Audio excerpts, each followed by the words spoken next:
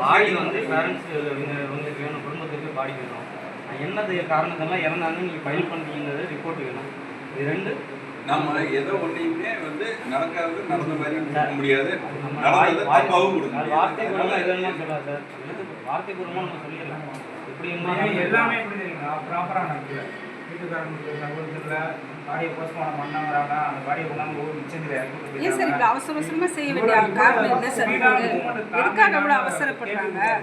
இப்போ அரசு மேலே தப்பு இருக்கு, அதிகாரிகள் மேலே தப்பு இருக்குன்னு அது அதிகாரிகள் மேலே பாடி எரிச்சாங்கன்னா அது சரியாக பாடி நாங்கள் வாங்க பாடி எரிச்சிட்டாங்கன்னா நம்ம பாடி கண்டிப்பாக இல்லை சார். உத்தரப்பிரதேசத்துலையா சார் இருக்கோம், நம்ம தமிழ்நாட்டில் தானே சார் இருக்கோம். நீங்களா அரசு அதிகாரிகள்லாம் பாடி எரிச்சிருவீங்களா?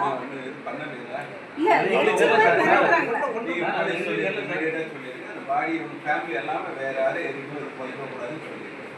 இன்னும் உத்தரப்பிரதேசம் நடக்கிற மாதிரி நடக்குது.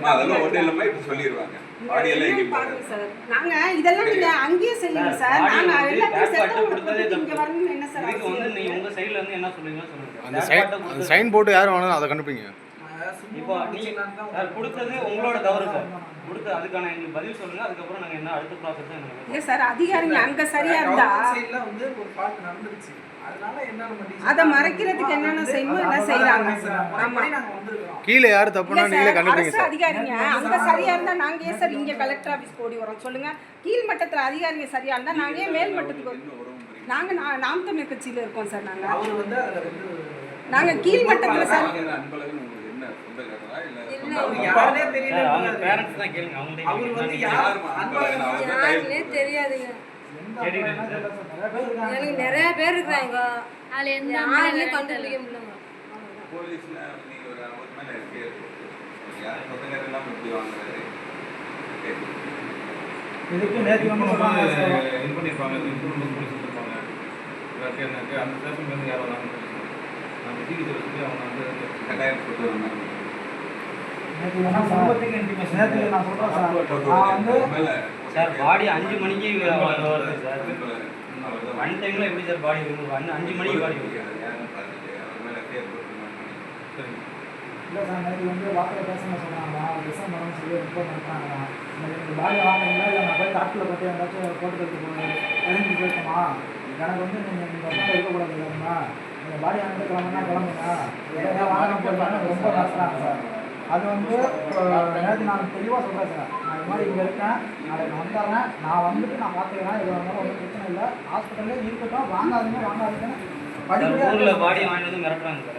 இப்போ வந்து ஊரில் வந்து 5 பேர் 4 பேர் சேர்ந்து ஊரில் ஒரு டீம் பாடி வந்து எரிக்கணும் ரெடியாங்க, எல்லாம் ரெடி பண்ணிட்டு கேட்டால் வந்து பாடி எதுவும் ஒன்று பண்ணிட்டாங்கன்னா உங்க மேலே தான் சார் கேட்போம். நீங்கள் பாடி வந்து உங்கள் கண்ட்ரோலில் இருக்குது. பாடிக்கு எதுவும் ஒன்று ஆச்சுன்னா உங்கள் மேலே தான் நாங்கள் கேட்போம். பாடி எதுவும் பண்ண வேண்டாம். அப்படியே சரி பேசணும் இந்த எல்லா கட்சிக்காரங்களும் வந்துடுவாங்க, இதை வந்து ரொம்ப பெரிய பிரச்சனை ஆகிடுவாங்க, எங்களுக்கு ஸ்டேஷனுக்கு ப்ரெஷர் வரக்கூடாது அப்படின்னு சொல்லி ஸ்டேஷனில் இருக்கிறவங்க சொல்லி பார்த்துட்டு முடிவெடுக்கலாம். சரியா?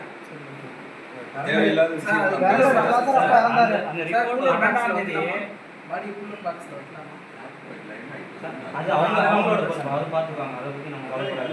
எடுத்து வைக்கலாம். நீங்க போஸ் ஆகுறேன் கேட்டுக்கிறேன். அப்புறம்